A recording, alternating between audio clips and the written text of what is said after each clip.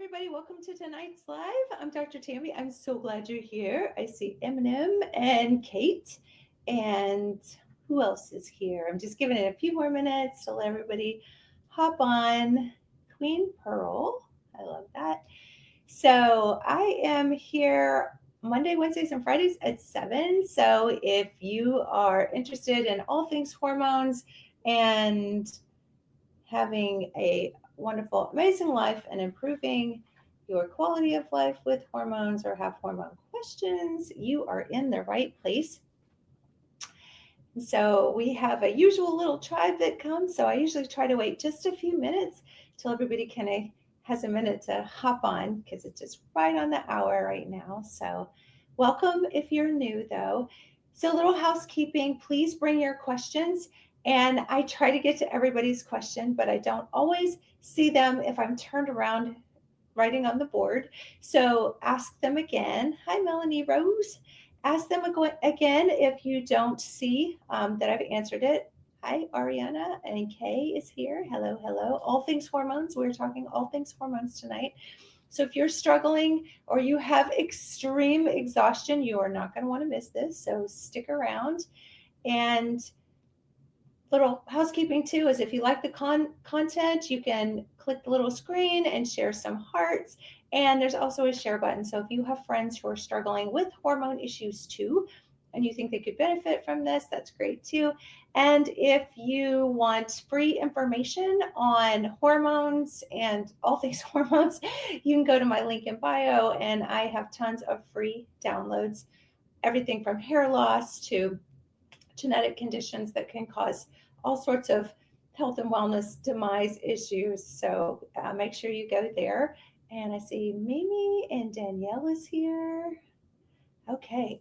And just a little last bit of housekeeping as well. If you're having trouble getting your doctor to check your hormone levels, or they look at you like you have a big eye in the center of your head, you can go to Hormone Bliss and you can order a test kit. This is a test kit that we send to your house.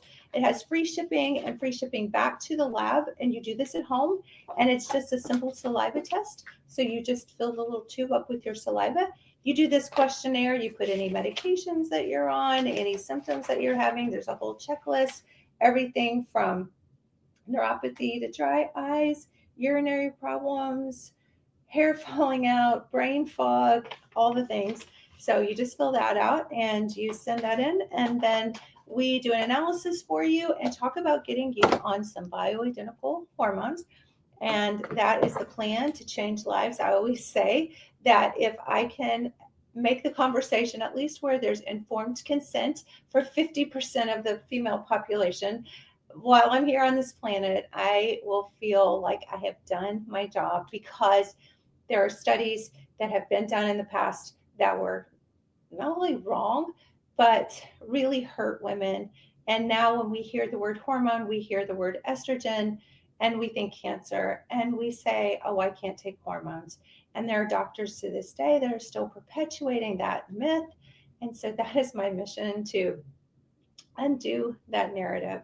So for right now, for just a little bit, I'm going to ask you to do me a big favor. Okay. I'm going to ask you to suppress your fear of estrogen and hormones, because I have a lot of videos and I want you to go back, free downloads to educate yourself. And so I want to focus on fatigue, Paula. I want to focus on fatigue and not so much about trying to demonize estrogen, progesterone, or testosterone. So we're going to talk about that a little bit, because I always have to, but just kind of go into, I want to make sure that we get all 10 things covered. So 10 reasons for extreme exhaustion. So if you're experiencing that, like, feel the love. I'm exhausted, not laughing. It's not funny. Feeling tired is not good. But we're going to go through the list, and you can see if you identify with one of these, and maybe some things that you've never even thought of. So please bring your questions, pop them in. You can ask anything, nothing's off limits. Well, please be, PG rated if you would, but nothing's off limits. So I do skip back and forth a little bit like rabbit. So if I see your questions, I will try to pull it back to you, and then I'll go back to the content. Okay, extreme exhaustion. The first thing that you want to ask yourself is, when do you feel tired? Do you feel tired when you first wake up in the morning? Do you feel tired in the mid-afternoon? Do you feel tired as the evening is kind of going on? Just kind of after the when the Netflix lull hits. And sometimes there's just habit, right? It's just time to get tired. You kind of wind down. Afternoon. Okay, so we'll talk a little bit about afternoon and why that can help us be the detective of where your fatigue is coming from. And then the next thing is, and some people are just tired all day long. So after dinner, okay, great. So that helps us a little bit too, because I'm going to draw some pictures too and kind of show you what's going on. And you can go, oh, yeah, that's when I'm getting tired. And that's what's going on with me. So you guys can continue in the chat to put when you feel tired, and I'll make sure I'll address all your wins all day. Okay, Dolores says all day. Okay, that's a whole nother thing, right? So we'll look at that too. What does it feel like? Is it extreme exhaustion? Is it just where you kind of feel like I'm tired, kind of like a boredom kind of tired, where you're like, oh, I just kind of wish this would pass, and maybe you go eat some sugar or something and then you're fine again? Or is it just, just kind of mild, or, just kind of, what does it feel like? And then there's the why. So we're going to talk about the whys tonight, and the whys for each one of those time frames. Sometimes during the month I feel more tired than tired in the mornings. Okay, so I'm assuming if it's sometimes during the month that you're still having menstrual cycles. And so, hi Dana. So I'm assuming that you're having menstrual cycles. And so that would be either estrogen or progesterone decline. So I think that's a good place to go, because I love that you said during certain times of the month. Okay, so I'm going to jump in here. And the first thing that I'm going to talk about, of course, is hormone imbalance. And so there are different kinds of hormones. There are what we call the sex steroids, and that just means like estrogen, progesterone. Think of sex like a boy or girl, right? So those are the hormones that boys and girls have. And so that would be your estrogen, progesterone, testosterone, and there's a lot more of other kinds like pregnenolone and DHEA, and so there's many more, but these are the main ones.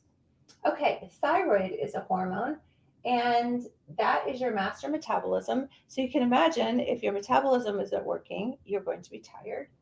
Adrenals are a hormone, and they regulate your cortisol and your adrenaline. And so if you've ever had like an adrenaline rush, like a car pulls out in front of you or something, and like all of a sudden you're like just spiked with like anxiety, and then you totally crash. Like you feel like your legs are jello. You're completely exhausted. When people have, yeah, it's freaky. Hi, Elaine. When people have that level of exhaustion, that can happen with adrenal issues. So your adrenals are little glands that sit on your kidneys, and they secrete your adrenaline, your cortisol. They secrete also your sex steroid hormones. They also secrete things that regulate your blood pressure and your blood sugar. So if your blood pressure is low, you're going to be tired. So that might be one thing you want to do, is check your blood pressure, especially during certain times in the day. There are things like sleep apnea. So if you snore, you might need to get a sleep study. So you might need one of those freaky CPAP machines or something, or maybe lose weight. Sometimes people just lose weight, and that can help. So lots of things that the adrenals can do. So adrenal fatigue. And I'm going to talk about supplements towards the end of this talk as well, because we'll go through some things that you can start taking right away that will absolutely help. Insulin, if you have sugar crashes. So you guys who said that you have your fatigue during either the lunchtime, or if you're having fatigue like 30 minutes after a meal, that's pretty much a blood sugar issue. So we'll kind of talk about that a little bit. And then melatonin is the main chemical of sleep in your head, which also declines after menopause. So the studies bear out that about 80% of women after menopause, and Dana, you can back me up on, ovarian failure is what we're dealing with after menopause. But 80% of women report extreme exhaustion. We're not talking just tired. We're talking crippling exhaustion. And what do we do as women? We push through it. We just show up. Dana, a very failure, 100%. We push through it. We just show up. That's what we do because we're women and that's what we've always done. And we take care of the babies and we take care of the family. And so we just might feel like we have lead boots on, but we just keep going. And so I call it that phenomenon where they call it boiling a frog slow. Okay, I have to draw a frog. I love to draw a frog. Okay, it's a frog. And there's a story that if you put a frog in a pot of water and the water's not hot, it's just cool, and then you turn up the heat slowly, the frog will just kind of float around in there because it's like having a good time and it's got plenty of water. And if you turn the heat up slow enough, it won't jump out. And then it finds that it's in boiling water and it can't jump out because the heat's paralyzed its muscles, and then you can boil a frog. Not that I'd ever want to boil a frog, but they call it boiling a frog slow. And I find that with women all the time when they come into my practice, they're minimizing their symptoms. They're scared to death. They've been told they're crazy, and not always by doctors. There's just this unspoken thing that if you go to the doctor, they're going to tell you you're crazy. So they don't even go, because sometimes there are doctors like me who will try to get to the bottom of it. And they're just like, it's just this culture. And these doctors who tell people it's not your hormones because they are still so stuck in the narrative that hormones cause cancer. So, again, tonight, I'm going to ask you to suppress that fear. And if you're afraid of hormones, then go back and watch my other videos, and hopefully they will put your mind at ease. But not so much that, but it'll probably make you angry, and you'll be like, holy crap, why are they telling us this stuff? So, okay. So poor sleep, of course, and whether that's, from sleep apnea or what else may be going on, you could have some melatonin decline. So I want to jump in just a little bit and talk about hormones and fatigue. And so one of the first things that we see is if we were to map out birth to 100, and we put 50 here because that's the average age of menopause, and we were to put hormones on this axis, you can see that, okay? Yeah. And then, so we'll put hormones here, and then we start our estrogen, progesterone, testosterone, we start increasing about puberty, and then things fluctuate, and then maybe we have babies, maybe we have another baby, and then things fluctuate, and then it gets really erratic. We call this perimenopause, and then things start slowly drifting off, and this is what we call ovarian failure. And the reason we call it ovarian failure is because your ovaries are born with all the eggs in them that you're ever going to have. Every month, one of these eggs actually develops, becomes a follicle, goes up into the fallopian tubes. There's the uterus. That's really bad. Anyway, and then once all these eggs are depleted and you're down to about half at about the age of 30, by the age of 50, that's an empty nest right there. I mean, we could even like do like a basket, but it is empty. And so that's where we are at 50. When you don't have those in your basket anymore, no eggs, now we're dealing with a situation where we don't have estrogen, progesterone, or testosterone, and it is literally a flat line. And we're expected to live until we're 100 like that. I just did a video the other day, and going back to the 1920s and 30s, because people are like, well, what did they do before they had hormones? And actually, I also did a video talking about the history of hormone therapy. And in the early 1900s, they were starting to develop hormone therapy for menopause and perimenopause. And it wasn't a really big deal back then, because in the 20s and 30s, women only lived on average to be about 53 to 56. So if this is 50 and you only lived another 36 years, it wasn't that big a deal to need HRT, right? But we're living 80, 90. Some people live to be 100. I don't want to live to be 100 if I don't have my hormones or if I'm not, just healthy and feel good. Of course, it's about longevity. It's about feeling good, not just about living longer. But we just can't do that. Women can't suffer. And it's not about just hot flashes. It's about the things that you can't see. It's about your bones and your heart, your brain, your blood pressure. It's continence. I mean, one urinary tract infection could kill a person in their 70s. I mean, you can totally have cognitive decline. So we're talking a hip fracture. They say about 60% of people after the age of 70 are dead within 6 months of having a hip fracture. So it's serious business. Dementia, cognitive decline, all those things. But who starts getting really tired?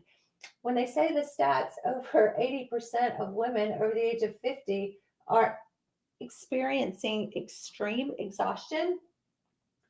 Is it here? Is it here? This is only about 20% in the report that are experiencing extreme exhaustion. When you have your hormones, you have more energy. And I had my son when I was almost 40. So it was like one of those things. I'm like, I'm getting here and I'm starting to be depleted on my hormones already. And so chasing a toddler around in my 40s was like, oh my gosh, why couldn't I have done this when I was in my 20s? I would have had so much more energy. And I had fertility issues, and that's why. But it's just an interesting design here. And when people actually look at it graphically, they can see, oh my gosh, okay, I get it. So I have patients all the time. That's their number one complaint. And in fact, some people say that that's the number one reason or symptom of menopause is exhaustion. And I hear it all the time. Very few women will ever come to me because they're having hot flashes, because they have this narrative in their head that it's going to cause hormones are going to cause cancer. So they very, very rarely ever come for hot flashes. But they will come if they're gaining weight, and they will come if they could barely get out of bed. And like I say, the number one reason why they darken my door is because they're not darkening many other doors. They're just not even hardly getting out and doing anything or even leaving the house sometimes. Okay, so how are we going to restore that? We're going to do bioidentical hormones. And it's really interesting because while I'm drawing some arrows here, there was a study done in 2002, and they took women over 65, put them on synthetic hormones. It wasn't even synthetic estrogen that caused the problems. It was the arm that had synthetic progesterone in it, called progestins. It wasn't even the estrogen. So it is such a lie when they say estrogen causes breast cancer. I mean, that is right where they go to. So if you want to dissect that more, because you're like, oh my gosh, what did she just say? Estrogen doesn't cause breast cancer. Estrogen actually prevents breast cancer. If it's done right, if it's bioidentical and it bypasses the liver so it doesn't go through there and stimulate all the clotting cascade. And it's just nuts. It's not even a thing. I can't even, that's kind of just a joke we have in our family. I can't even, it's just like, I can't even. So anyway, so if you are afraid of hormones, there are lots of things that you can do besides educate yourself about that. But one of them is you can take testosterone.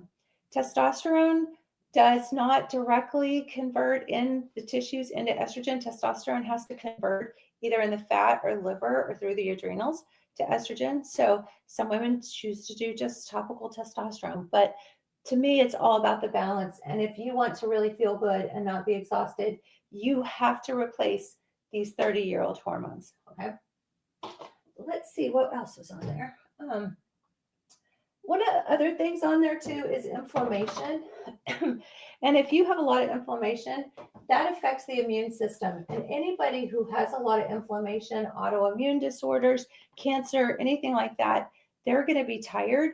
So progesterone is an anti-inflammatory. So estrogen and progesterone balance each other out.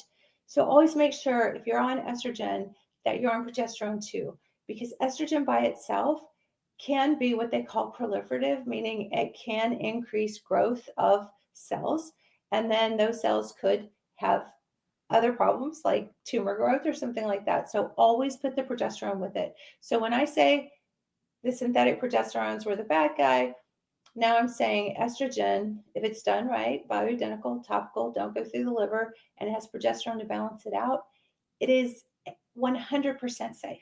And the only time that someone wouldn't be safe with that is if they have high risk because they're smokers. That increases your risk of breast cancer 800%. And that study in 2002 did not dissect out any of that data, or people who have a bad lifestyle or they eat crap all the time. It didn't, none of that. So there's so much more to the picture than that. Dolores says, I have RA and sleep apnea. So absolutely, progesterone is an anti-inflammatory, very, very important to have that on board. I'm going to talk a little bit about leaky gut in just a minute, but sleep apnea is something that you absolutely don't want to miss. And sleep apnea is, so for those who don't know, sleep apnea is when you literally stop breathing in the night. So there's a couple different types, but one is where the airway is obstructive sleep apnea, and that usually happens when you're overweight. And so as you're sleeping through the night, you start snoring, and then that fat tissue in the back flaps, and then it wakes you up. So you have to go through every sleep cycle, every sleep stage in a certain order over a certain amount of time. So you go through that about 5 to 7 times a night. So stage 1, stage 2, stage 3, stage 4, REM sleep, non-REM, and then you go through it all again.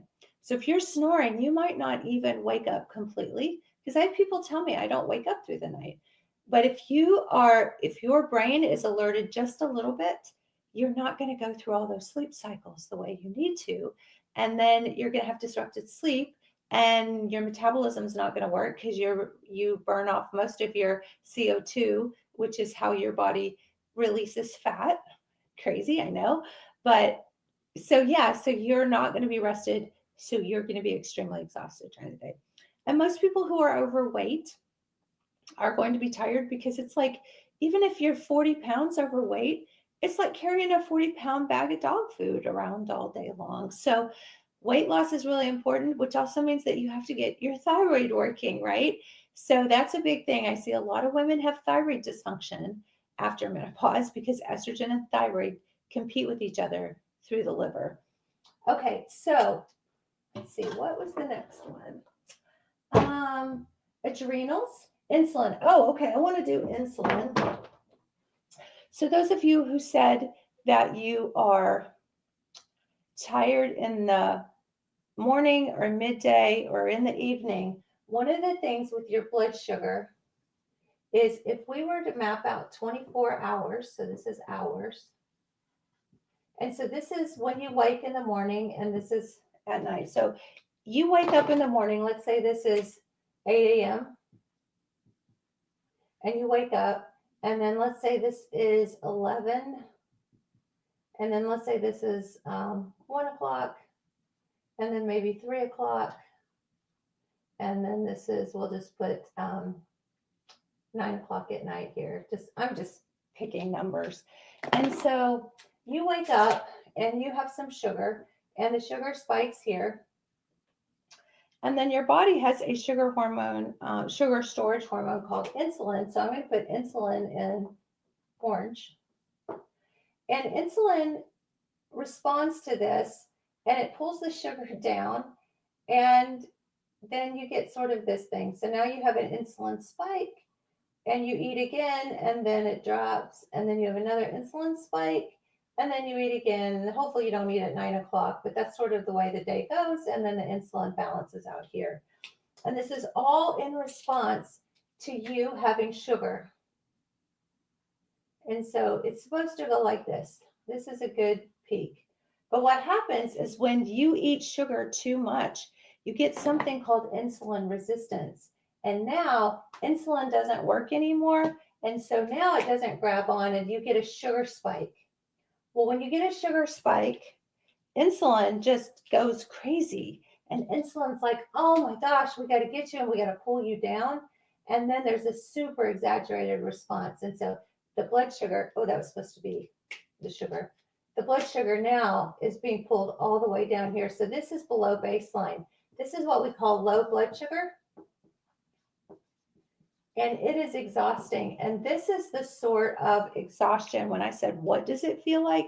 This is the sort of exhaustion that you can't do anything but go to bed. It is that heavy, heavy, heavy, just horrible, horrible exhaustion. And I've done that before. I have ovarian dysfunction, also called PCOS. I'm postmenopausal, so I don't really have that. PCOS, you said it at the same time. And so we tend to be insulin resistant. And so that's when that hits us. So we really have to be careful of the carbs we eat, or at least be ready to know that you're going to crash. So absolutely. So it's funny because insulin and sugar do this dance, right? Estrogen and progesterone do this dance. Oh, so I was going to mention that too. Someone talked about the part in their cycle. So if we did 28 days, these are days, and we did day 14 here, that's the day you ovulate. And estrogen normally peaks here, and then it drops off, and then you have a period, and then progesterone peaks here, grabs onto estrogen, pulls it down. So just like insulin pulls sugar down, progesterone pulls estrogen down. So what can happen is during certain parts of the cycle, if you have something called estrogen dominance, this is where you start craving sugar. This is where you want to eat cupcakes when your estrogen is starting to really peak like that. And if there's not enough progesterone to pull that down, it creates estrogen dominance, PCOS, insulin resistance, sugar imbalances, sugar crashes, feeling tired. So, and there's lots of different supplements that you can take, like berberine and white kidney bean extract. Sometimes medications like metformin are needed. And I, on my patients, check a fasting insulin level. So you can ask your doctor to check a fasting insulin, which just means that you basically in the morning go in hungry and ask them to check your insulin, which they always look at you like, you want what? Yeah, I know. It's crazy. Okay, so the part of your cycle, usually it's going to be during the first part of the cycle right before ovulation. So when PMS normally hits, that's when people can feel really tired, really irritable. And the solution for that is natural progesterone to calm that middle part of the cycle down. And if you're postmenopausal, some progesterone as well. So if you want to know how to get tested and how to get hormones, you can go to Hormone Bliss, and my moderators, my wonderful fiance, he's cutie pie, and he will put that in the chat. We have a special going on this month, and it's usually $129. And what age did you start hormones and fasting insulin? Okay, I'll come back to that. But with the TikTok special and our Valentine's special, you can either put the word heart or you can put the word TikTok 20 in, and you can get this at checkout with those discount codes for $109. So you can check your hormones for just $100, and we interpret that for you and can get you started on bioidentical hormone creams. Doesn't matter if you're 9 to 90. We work with everybody, but mostly menopause. Okay. Yes. TSP. That's awesome. 5 is best. No more than 10 fasting. Yes. Absolutely. So someone asked about insulin levels. If you're fasting, it should be less than 10. And really, fasting or not fasting, I still like it less than 10, because what's happening is, thanks, Lala. What's happening is when you look at a blood vessel, and let's say there's red blood cells floating around in here, and let's do orange for sugar. And now there's sugar molecules in this blood vessel. Insulin's job is to grab onto those sugar molecules and move them out of the bloodstream, because sugar can't stay in the bloodstream. It's very corrosive. You don't want it there. And so the more sugar you have, the more insulin has work to do. And then you just keep like pushing it. So the more insulin goes up and up and up, if you're fasting, you shouldn't have much insulin in there. And so if it's very high, more than 10, we want it less than 10, that can definitely be a sign that you have insulin resistance. And this is when your blood sugar is low because you don't have any sugar in your bloodstream. So low blood sugar is what makes you super, super tired. What age did I start hormones? I tried, I think it was right when I got married at 19. I tried birth control, and for the God's blessing, I couldn't tolerate it. It made me extremely sick, nauseous. I just felt like just heavy all the time and started getting a little bit of weight. I don't think I even went 2 months on it and I got off of it. I was like, and then I thought, well, then I could get, pregnant and then I couldn't have fertility issues.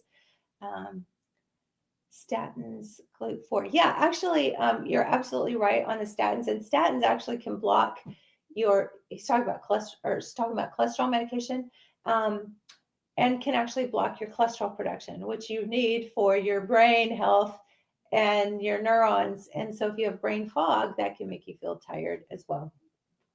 Okay, so we want a low fasting insulin. And if you've ever had a glucose tolerance test when you're pregnant, that's actually what they do is they give you a bunch of sugar and they look to see how high your insulin goes.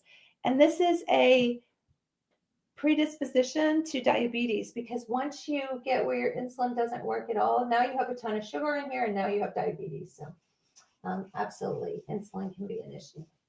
Okay. Let's see what we got. Okay, nutrient deficiency. So this is a whole category in of itself. All the nutrients that help everything work. So there's so much overlap with all of this. But one of the biggest things is that processed foods displace so many of your nutrients, like things like bromide in the food can displace your iodine. So when you eat crap, you will feel like crap. And when I was in college, I will never forget, I was so exhausted. My mom had rheumatoid arthritis. I hurt. I was exhausted. And I went to this little clinic on the college campus and I saw the doctor and I said, I am so tired. And I said, my mom has rheumatoid. She always tells me, because she had immune compromise, right? She would tell me that I could just go lay out in the middle of the street, a busy highway, and take a nap. So I'm like, I'm there. I'm like, I'm 19 years old and I'm there. And so I remember the doctor said, okay, we'll do some blood work. I'd done a little bit of research. I'm like, okay, I want you to check all these things for rheumatoid arthritis. So I get a call from the nurse probably a week later. And you know how that call went. You've probably had this call before. Put it in the chat if you have. Your labs are normal. You are fine. Go about your life. And I was like, okay, how can my labs be normal? I'm not fine. And I'm really not sure how I can go about my life like this. I'm in college. I have these dreams of being a medical doctor someday, and I'm exhausted. So my son's dad at the time said, Tammy, you eat like crap. And he was so right. My mama had raised me to eat Captain Crunch cereal, Fruity Pebbles, honey bun, and a Coke for breakfast. I mean, it was just like, that's just the way we ate. My parents worked all the time. And so it was just like, whatever. Saturday morning was a treat from the honey bun and Coke all week. And we had pancakes. And so that was just the way I was. I didn't even think about it. And so he said, why don't you just change the way you eat? And why don't you just take some vitamins? And I was like, no, that'd be too easy. No, are you serious? That? So I did. I cut out all the processed foods. Well, not all of them, but most of them, and started eating things like squash and just like just healthy stuff, just some vegetables. And I got a multivitamin. It probably wasn't even a very expensive one. Yeah, sure, it's not that easy. But it was a change from what I'd been doing. I mean, it wasn't completely clean eating, like I wasn't the nutrition Nazi or anything, but I just kind of went where I was making a few changes where it wasn't, you know, Taco Bell and Twinkies all the time. It was like even when I would eat out, I would try to make grilled chicken choices and things like that. And then I just got a cheap multivitamin from Walmart. And it was amazing. Within just a couple weeks, I had to commit to it a couple weeks. I mean, it wasn't overnight, but I was like, this is crazy. Two little things could make such a big difference. And it will, I promise you, it will. I mean, just go get you a multivitamin and just try to change your diet just a little bit. But these ultra processed foods have so many chemicals in them. We have over 20 chemicals in our food supply that are illegal in other countries. That is a problem.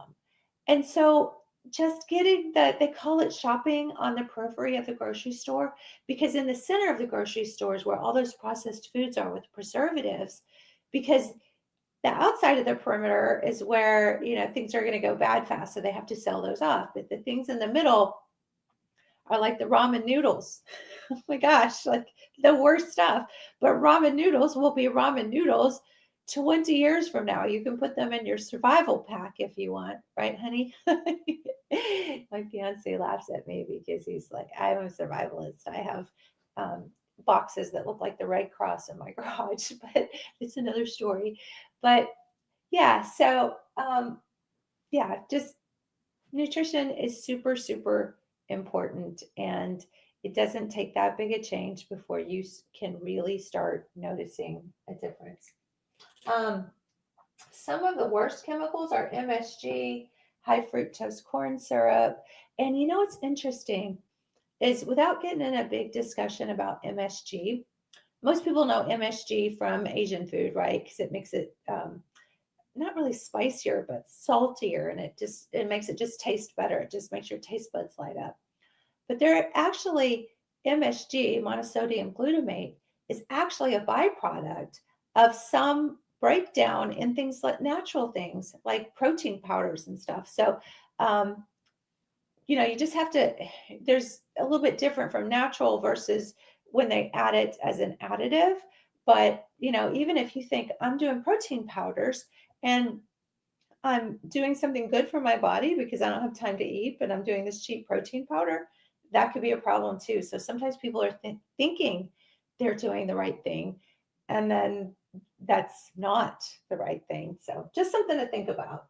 Um, and then, of course, anything that's got stuff sprayed on it, on your fruit, your vegetables, all of those things are what we call endocrine disruptors, which means your endocrine system is your hormone system. And if your hormones are disrupted, then that can absolutely cause fatigue because it's going to mess with all your other hormones.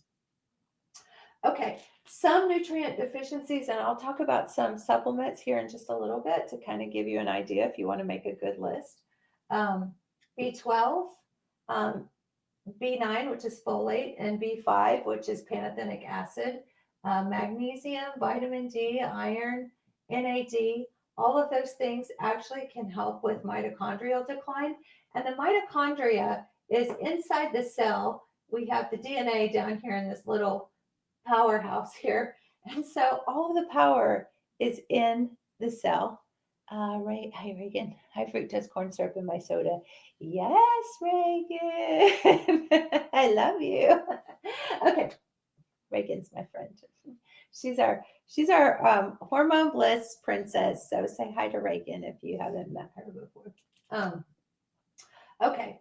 ATP is cellular energy. You don't have to know what ATP is, but AMPK is part of the whole ATP generation thing. If you took any biology classes, you might be familiar with that. But it's basically the powerhouse of the cell, and the cell needs all of these nutrients to be able to create that energy. I hope you repost on TikTok. Yeah, Amy, I try to repost these, but always go to my Facebook page because they're actually streaming. So if you guys are on Facebook, hello.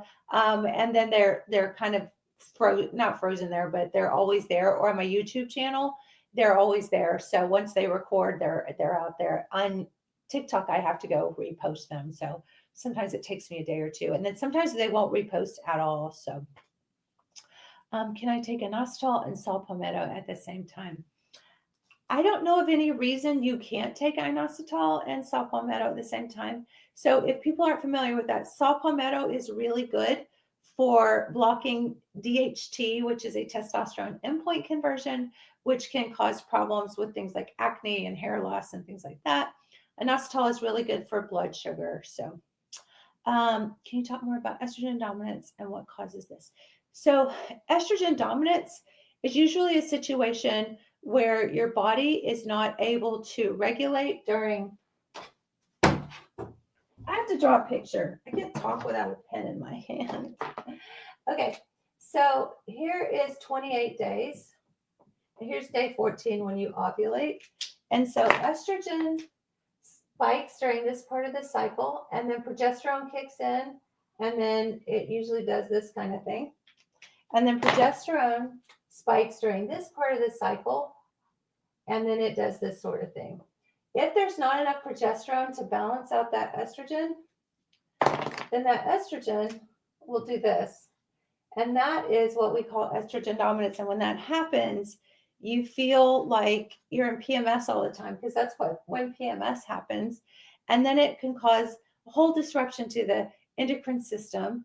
That's when we start to see dysfunctional uterine bleeding, heavy bleeding, because estrogen stimulates the uterus to make extra tissue in there, which is what you slough when you have a period.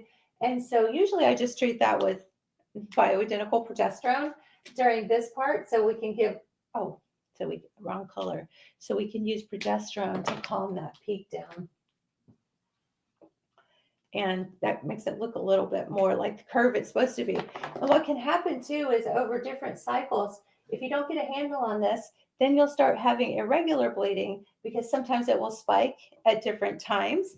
And so the next month we're at 32 days, the next month we're at 40 days, or the next month we're at 7 days. So it can be really all over the place with that. Okay, let's see. Ooh, we're running on time. Okay, if you guys have questions, you just let me know. I'm going to keep going here a little bit. So inflammation. So whether that's autoimmune or cancer, or you're eating inflammatory foods, they call it the crazy 8. Fail to ovulate, would your LH level still be high? So she's asking if you're not ovulating, which is the middle part of your cycle where you actually develop the follicle, and the egg can then get pushed off into the uterus to get fertilized. Usually the FSH will be a little bit more off than the LH. So the FSH is the first part of the cycle, which is the follicular part, and the LH does the luteinizing part of the cycle. So it kind of depends, but if you're not ovulating, usually they will both be off. And LH and FSH get louder, so the numbers actually go up the less functioning your ovaries are working, if that makes sense. I think of it, and it's the same with TSH with the thyroid. So if the thyroid's not converting thyroid hormones, the pituitary gland that makes your TSH just gets louder and louder, like decibels, like a mom screaming at the kids to clean their room. It's the same thing. So if you're not ovulating, the pituitary makes your FSH and your LH, and it's telling the ovaries to produce those eggs and to push those eggs out. And so if they're not, those numbers just go higher and higher until it's completely depleted. So after menopause and ovarian failure, the FSH will just go through the roof. So you will have low levels of elevations after ovarian failure, after the age of 50 usually, or whenever you go through ovarian failure, and 100% of women will, then your FSH will like shoot through the roof. So, okay. Did I answer that? Hopefully you can let me know if not. Okay. So gut dysfunction. So don't have time to go through leaky gut and gut dysbiosis, but getting on a good probiotic can help. And so if your gut's not functioning, you're not going to make adequate amounts of serotonin. And one of the things on here, number 6, is depression. So if you don't have the right microbiome, you don't have enough serotonin, you could be depressed, and depression can make you tired as well. And so emotional stress also leads in with depression. And with depression, I have boredom. And we see this a lot. And I always say it's like people retire and they don't have anything to do and they're extremely bored. And then they're tired all the time because they're not doing anything. They have nothing to stimulate them. They have nothing to keep them excited or keep them busy. And so they just decondition. I mean, that's the medical term. You're just deconditioned. You can't exercise because you don't exercise. And then you just feel like blah all the time. Or if you fall into addictive behaviors like Netflix or just sitting and scrolling on your phone all the time and just getting out of emotional alignment and stress, emotional stress. I can tell you that I have been through periods in my life when I have been in bad relationships. And I can remember times when I literally could lay on the ground and go to sleep. I remember I was on a motorcycle trip when I was in a relationship one time, and I thought I was going to fall asleep off the back of the motorcycle. And like I had to tell that person to pull over, and there was a picnic table, and I took a 15-minute nap on the picnic table. I was like, that was a real eye opener for me that I don't think I'm like, this relationship's not working out for me. I should not be this tired because I don't have any other reasons. I'm on hormones. My life is good, So, can you do a live on gut dysfunction and dysbiosis? Yes, Amy K, I sure can. Hi, honey. um, I did one. I don't know if I reposted it, but if you want to go back on my main page where all my videos are, you can absolutely find it there. But I do need to do like a whole gut dysbiosis thing. So absolutely. Okay. Emotional stress, we talked about that a little bit. Okay, so I'm going to switch this board out. So hang on just a minute because I get to show you my whole outfit now. You guys are amazing. You put up with my silliness. Okay. Aha, can you see? I have so many boards because I have to draw pictures. Okay, can you see me? Okay, let's do that. Gotcha. Okay. So, muscle loss. And testosterone is the main reason for muscle loss, especially after menopause. And when you don't have muscles, we call that sarcopenia. And when your muscle function is not working properly, you lose your metabolism because your muscle actually burns fatty acids for you. And that's what keeps you moving. So if your body is in a state of basically muscle decline, that's why you see old people in the nursing home that have, they're just deconditioned. They're just frail. They don't have any muscles on their bones. They're just skin on bones. And so they're tired. They just don't have the energy to do anything. And one of the biggest things that I see in my male population, my male patients, which are all the husbands of women I see for hormones, is that their testosterone declines, not at the rate we lose our ovaries, but they're just tired all the time and they don't have the strength that they used to have. And so when they get their testosterone levels back up, almost, I would say, I'm just going to pull this out of my butt, 98% of the husbands who get on some testosterone and get feeling better, they have the drive to go to the gym. So I would say at least over 95% of all my male testosterone patients work out probably at least 3 times a week and probably more. So muscle loss is really important. So testosterone in men and women, don't let doctors tell you as a woman that you don't need testosterone. Okay, number 8, infections. I see this a lot. Low-grade Lyme's disease, Epstein-Barr virus, HSV, which can be herpes type 1 or type 2. And that's these are assaults on your immune system. And so this is like cold sores on your mouth, and then you can also have the genital herpes as well. Hepatitis, hepatitis C. In med school, they used to teach us that pancreatic cancer and hepatitis C are the 2 main misdiagnosis for fatigue. So if you're having chronic fatigue, definitely get some infection testing. Definitely going to order the test kit. Yay, Beth. Yes, Beth is talking about our test kit to check your estrogen, progesterone, and testosterone. Don't let anybody tell you that you don't need testosterone. So doctors will gaslight you and say, women don't have testosterone. No, they won't say that because they know better, but they'll tell you don't need it. Okay. Mold. I've had some patients who have had chronic fatigue for years, and we did mold testing on them. And there were several. I mean, one of the tests we have, like, tests for like 50 different molds, and she was like positive for like 5 of them. And she had rheumatoid arthritis, and we got her on a good mold regimen, and she feels great now. So that was kind of crazy, right? It happens.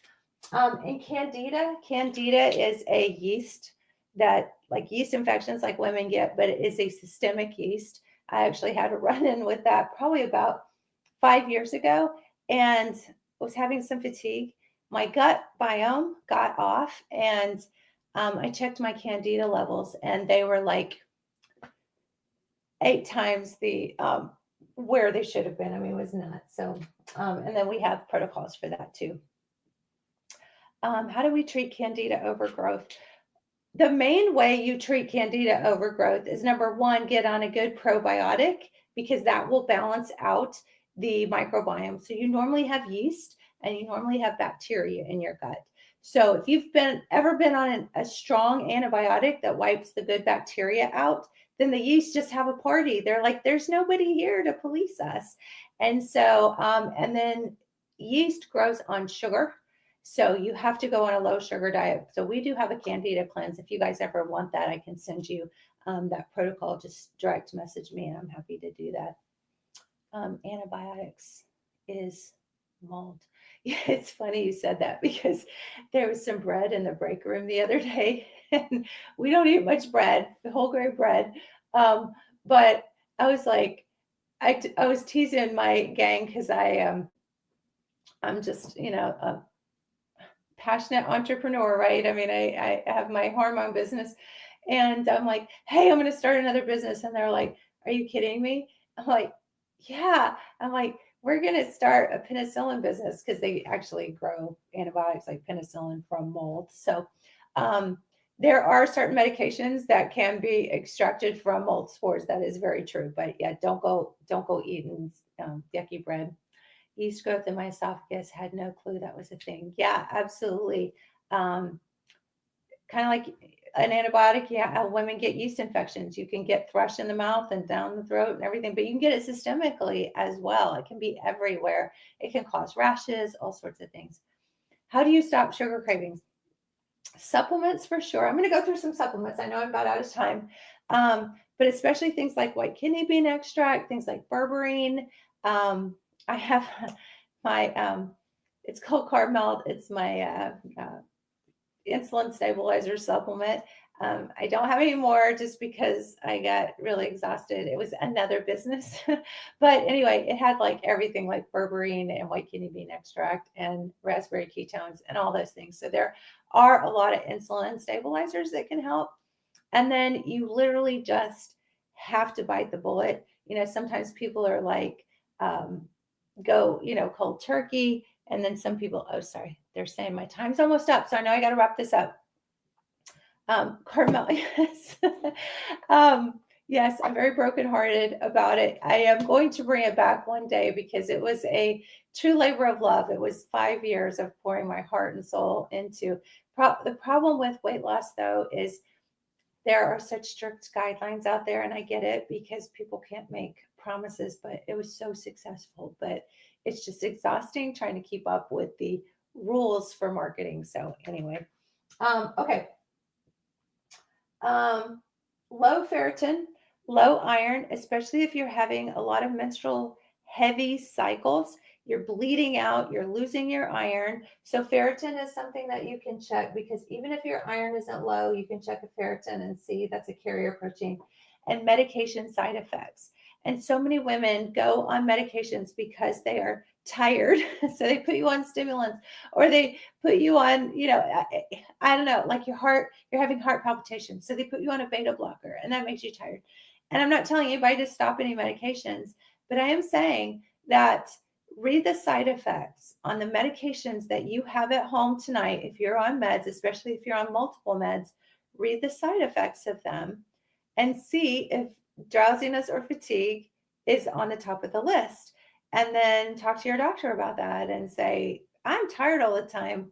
This medicine, I looked this up, and could we switch it out for something else that doesn't cause fatigue? So there are actually some antidepressants. I think you need to get on hormones for sure. But if you have psychiatric stuff or you have heart disease and you need to be on medication, it's not a big deal for a doctor to like substitute something out. And under a doctor's care, you can say, hey, this beta blocker is making me tired. There are other beta blockers that don't have that side effect. Sometimes we use medications for the side effects to actually use fatigue as a side effect. So like there are some antidepressants that, people can take at bedtime because it can help with fatigue. But so side effects can be a big thing. So look that up. If you're on a medicine, go be Dr. Google. I give you full permission to be Dr. Google. I hand that off to you. I'm handing you your certificate to be Dr. Google tonight.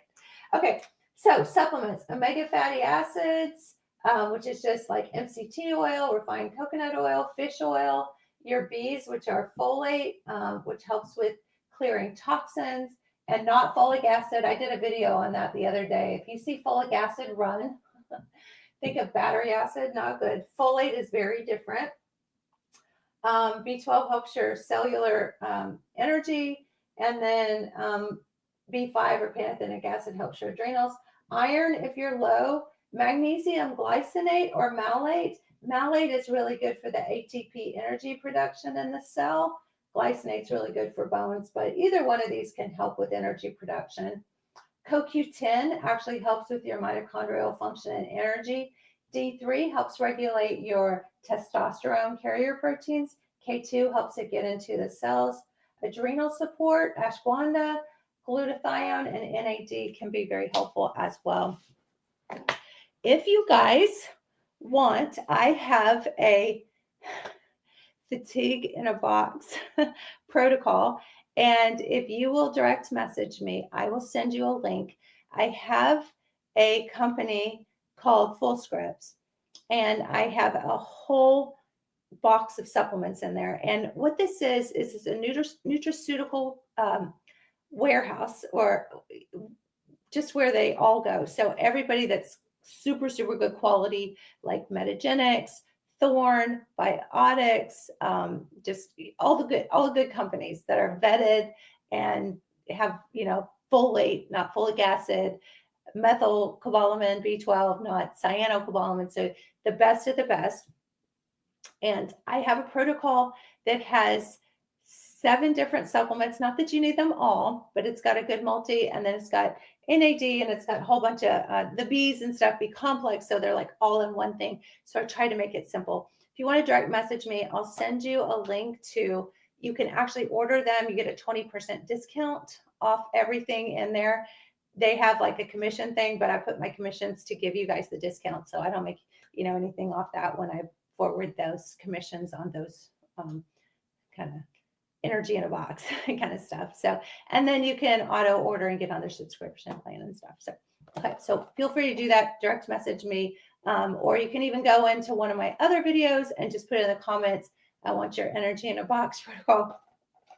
So I know I got to bounce, but if you have a doctor who won't check your hormones or who won't talk to you about hormones, and you know that you need your hormones balanced, go to Hormone Bliss, and my fiance, my moderator, will put that in the chat if you would. And it's only a little over $100, $109 if you use the code TikTok20. It takes 20 off over $129.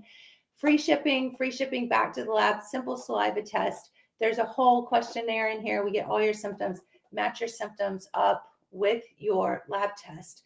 And then we can make recommendations for getting you on bioidentical hormones or using bioidentical hormones with your natural rhythm of your hormones to balance that out so that you're not exhausted, because even perimenopause, estrogen dominance, so many different times during your life, things get out of balance.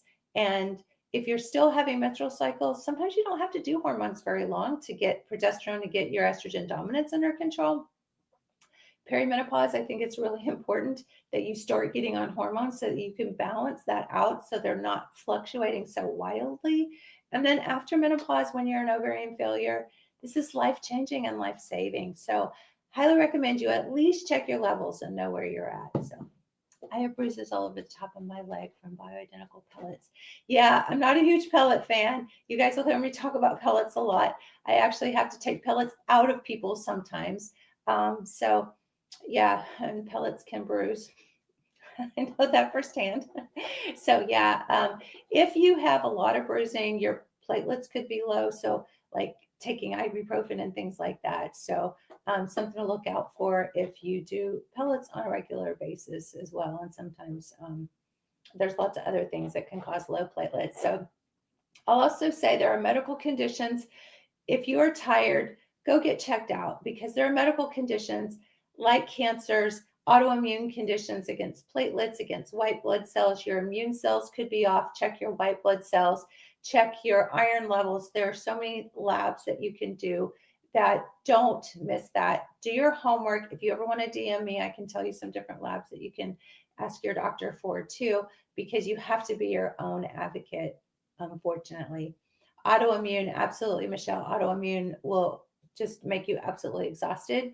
So sometimes supplements can help. Well, supplements can always help, but you have to make some other changes. And progesterone is your main anti inflammatory hormone.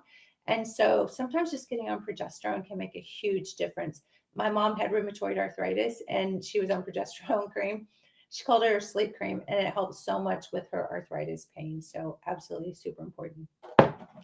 Okay, I know my hour's up and it's Friday night, so I'll be back again Monday night at 7. So if you guys are free, come join me. I pop in every once in a while and do a live. So just kind of randomly, I'll come say hi sometimes and answer your questions. They're just usually Q&A sessions. And just come back any night and go to my link in bio. I have free downloads, free information. Knowledge is power, and suffering is optional. And it's crazy. Don't suffer. Okay. I love you guys so much. I'll see you Monday night.